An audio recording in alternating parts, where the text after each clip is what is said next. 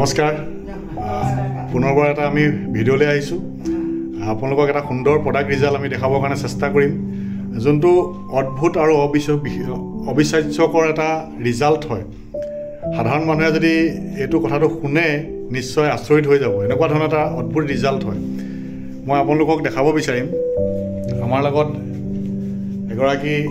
বয়োজ্যেষ্ঠ আমাৰ মাতৃ আছে আই মাতৃ আছে কিছু কিছু জায়গাত কিছু মানে নাতিনিও হৈছে আইতা বুলিও কয় হয় নহয় তো আইতাৰ এটা ডাঙৰ সমস্যা আছিলে আইতা কি আছিলে আপোনাৰ সমস্যাটো মোৰ চলি নাছিলে নথকাৰ সেই এতিয়া যে তেলটো ঘঁহা পা চেম্পু ঘঁহা পা যেনিবা এতিয়া অকণ চলি গ'ল আপোনাৰ মানে ঘটনাটো এনেকুৱা আমাৰ আইতাগৰাকীৰ একচুৱেলি কি হৈছিলে বয়সৰ লগে লগে পৰ্যায়ক্ৰমে চুলিখিনি সৰি যাবলৈ আৰম্ভ কৰিছিলে আৰু সৰি সৰি সৰি সৰি চুলি একেবাৰে নাইকিয়া হৈ গৈছিলে তো একেবাৰে নাইকিয়া হৈ গৈছিলে আৰু আমাৰ লগত এগৰাকী সতীৰ্থ আছে তেখেতে কি কৰিছিলে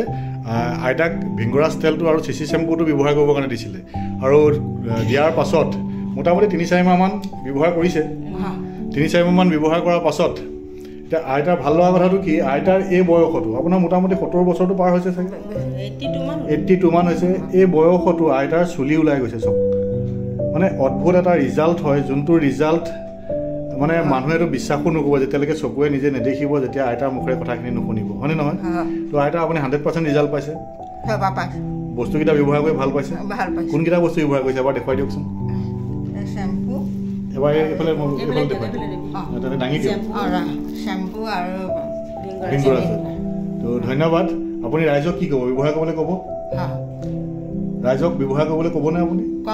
হয় হয় আপুনি ৰাইজক এবাৰ কৈ দিয়ক যে আপোনালোকে যদি ব্যৱহাৰ কৰে সুফল পাব বুলি কৈ দিয়ক আপোনালোকে যদি এইটো ব্যৱহাৰ কৰে আপোনালোকে সুফল পাব ধন্যবাদ ধন্যবাদ ধন্যবাদ